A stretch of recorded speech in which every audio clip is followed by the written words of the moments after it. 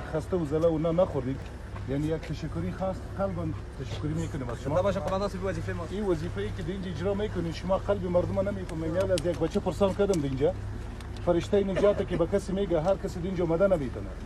دشمنی که به نیت پلان خود که آمده بود جزاش اونمو بود که به جهنم رفت. توسط کی به جهنم رفت؟ توسط شما به جهنم رفت. و او که آمده به نام جنت آمده، اینجا جنت نیست. یا بیاز در جنت بودن، ما در دوزخ روانش کردیم.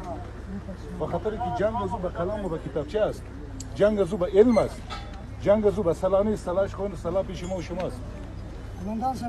و ما افتخارانه میگم که به جز از شما کسی دیگه را دفع تب کرده نمیتونه. یو افتخار زده خپل پرسونل کوم چې نفر قومندان د بلوک می زخمی څه دوه چری خوړلې ده تر اخر چې ترغو وځي په خلاص نه سو وای زه نه کته کوم ځای دی کار؟ دا شاته چاره دوه لګېدلې دا افتخار